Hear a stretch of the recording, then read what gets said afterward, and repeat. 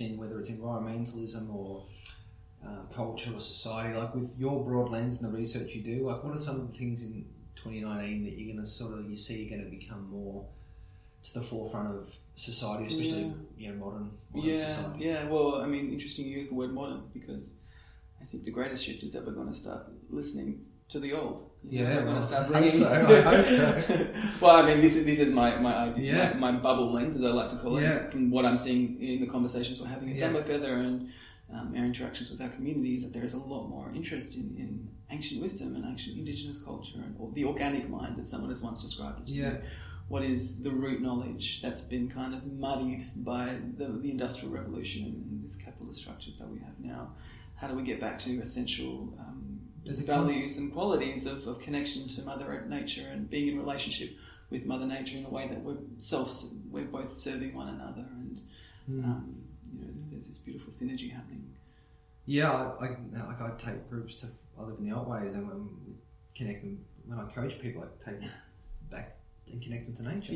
It's again like what you're saying. It's people's energy shift to when they get the space within nature and connect again is unbelievable. Well, I mean, we are nature, right? So all you're doing is putting it back into their normal space. It's reminding them. So we sort of take them out of the artificial space and put them back where they. I mean, let's not. I don't think it has to be that black and white. We don't all have to go out into complete remote areas out of our constructed worlds to have this experience. But we do need to be around, small aspects of nature, whether it's a park or a garden that we're creating, to ground ourselves again and to remind ourselves of our essential human nature.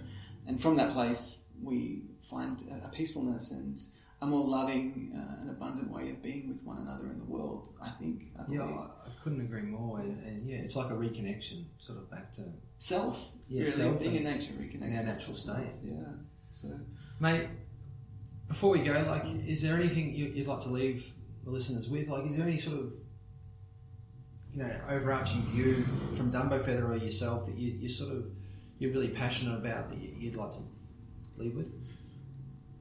This might sound like a marketing spill, I'm afraid, but it's kind of on my mind's at the moment. But just to value reading again, and to value the time we take to read something we care about, and to be intentional with what it is we consume. There's a whole lot of media and information that gets thrown at us now, and we can kind of get lost in all of that.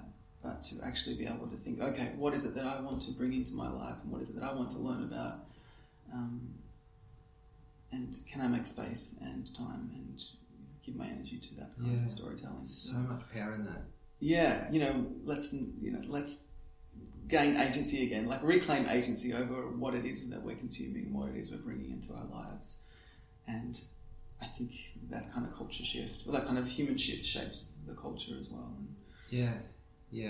Awesome. I think it's amazing. Guys, if you're there and you want a subscription or you want a late Christmas present, like, by all means, I say that sincerely, because I think we do need to read again. We do need to, and I think the thread of this conversation is to create the space to reconnect and to live with more intention. Because it starts with the space to be able to do it. Exactly. And I think that's been an amazing part of this conversation. So thank you so much. Thank you. Have a good Christmas. Yeah, you too. No worries, mate.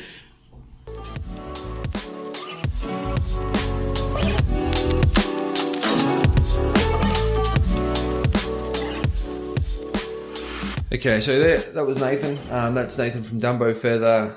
Great magazine, really great conversation, a really nice guy, super authentic, and really loved sitting down with Nathan. It was an easy conversation to have, and I hope you got a little bit out of that. It was one of those chats that felt like it was too easy, but then when I reflected and listened to the podcast, it was quite deep as well, which really surprised me because it was such an easy conversation. But definitely check out Dumbo Feather. I'll see you in a couple of weeks with another guest. We've got to see which one we're going to line up for you guys.